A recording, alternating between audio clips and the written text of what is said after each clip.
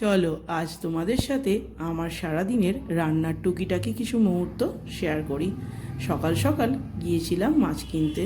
একটা মাসির কাছে দেখলাম কিছু খয়রা মাছ আছে, অল্প করে নিলাম। আর নিলাম অল্প একটু পাবদা মাছ। তো মাছগুলো এসে বাড়িতে ভালো করে বেছে ধুয়ে পরিষ্কার করে নুন হলুদ মাখিয়ে নিলাম। এদিকে বসেছি কিছু সবজি কাটছি কলমি শাক আর লাউয়ের খোসা ছিচকি করব, আর বানাবো মাছের ঝাল। তো এই যে কাটাকুটি হয়ে গেছে, মাছও নুন হলুদ মাখিয়ে দিয়েছি ধুয়ে।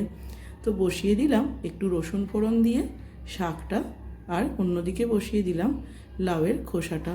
তেল গরম করে দিয়ে দিয়েছি লাউয়ের খোসাটা, অল্প একটু নুন দিয়ে চাপা দিয়ে দিলাম। এদিকে শাক হয়ে গেছে, এবার লাউয়ের খোসা ছেঁচকিটা রেডি করে নিচ্ছি। সিদ্ধ হয়ে গেছে, কড়াই একটু পেঁয়াজ ভেজে দিয়ে দিলাম একটু তিল ফোড়ন, দিলাম আধখানা কাঁচা লঙ্কা, আর দিলাম অল্প একটু সর্ষে আর রসুনের পেস্ট। তো ভালো করে কষিয়ে দিয়ে দিলাম লাউয়ের খোসাটা।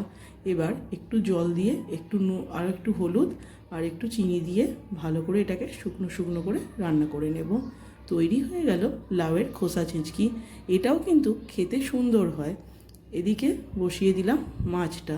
তো মাছগুলো আগে ভেজে আর সর্ষে পোস্ত কাঁচা লঙ্কা আর রসুন বাটা দিয়ে ঝাল করে নেব।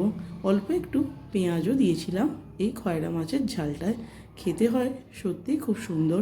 নামানোর আগে ধনেপাতা দিয়ে নামিয়ে নিলাম। তোমাদের কেমন লাগলো অবশ্যই জানিও।